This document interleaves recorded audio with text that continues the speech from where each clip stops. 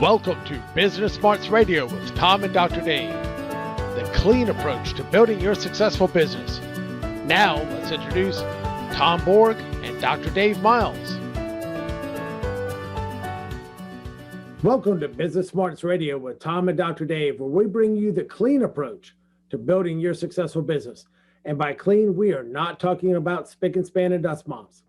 We're all about the acronym CLEAN on this podcast: communication, leadership, engagement, and no drama.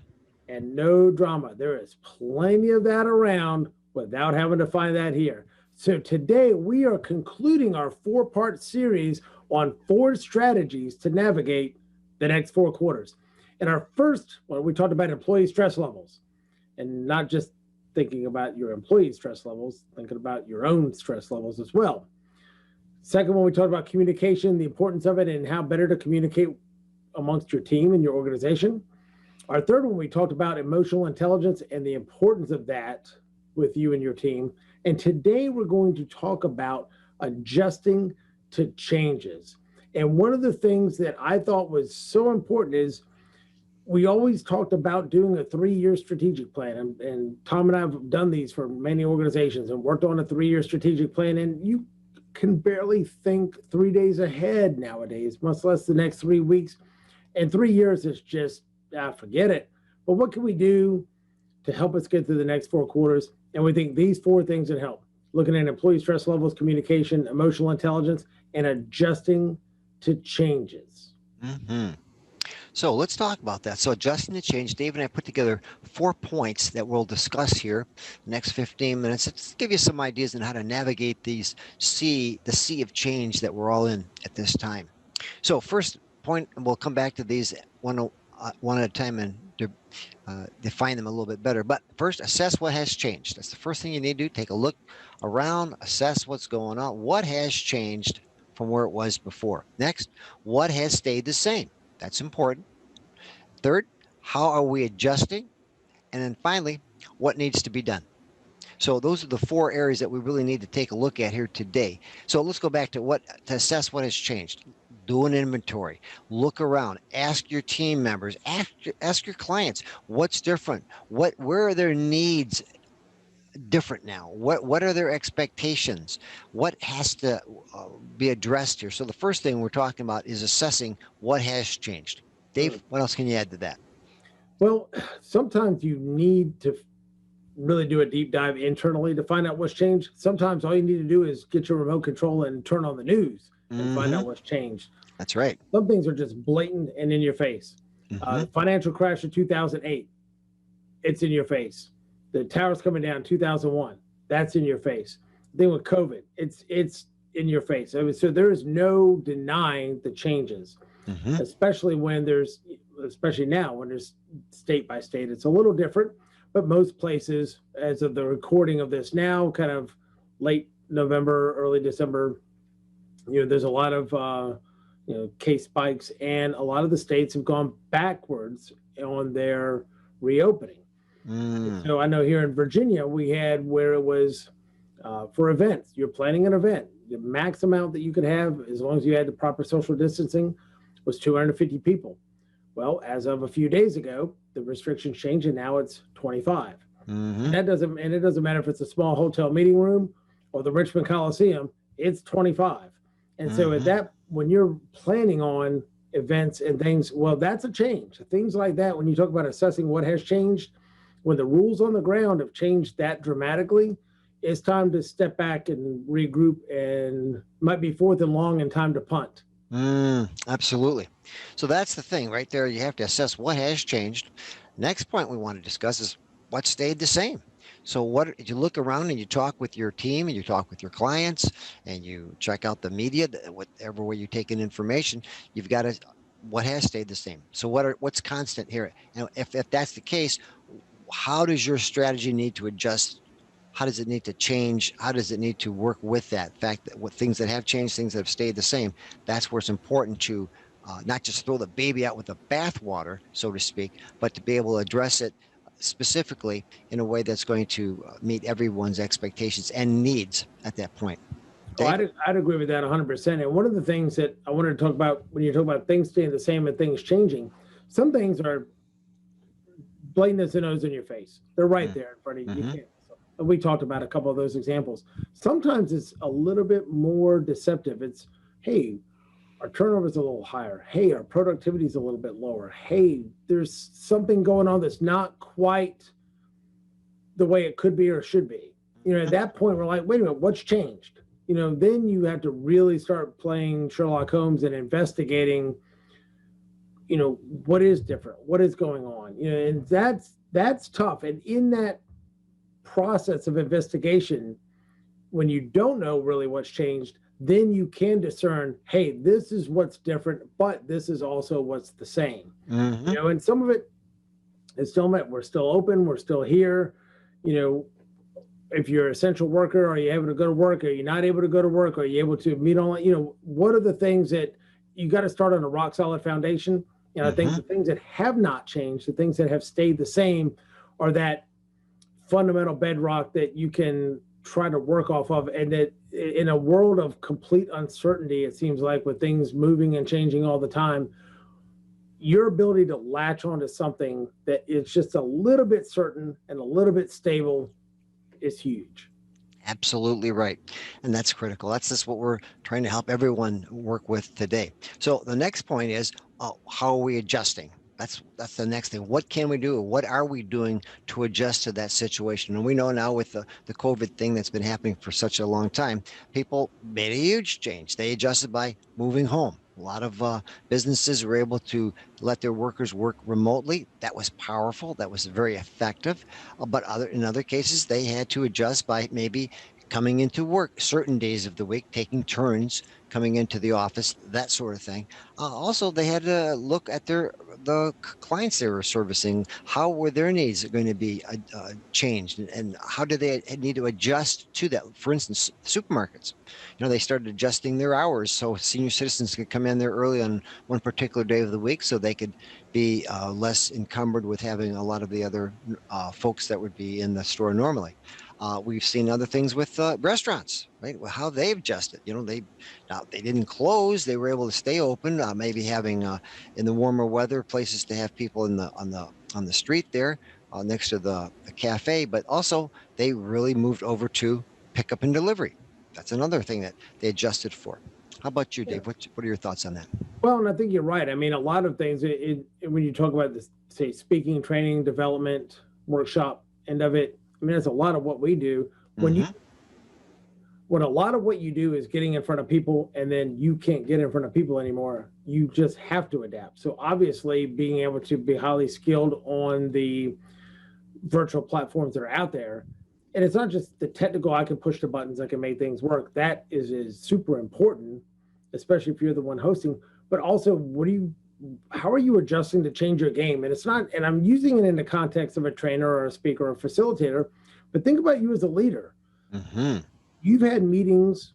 We've been going to meetings for years and years and years. And guess what? There's a different dynamic when you're in a boardroom or you're in a conference room, and you could read the vibe and the language, the body language, and you can kind of just feel the energy that's there, versus being on Zoom and trying to wade through the Brady Bunch pile of pictures that are there. I mean, it's just different. And so it takes a different skill set. And we were even talking about this with our Toastmasters group.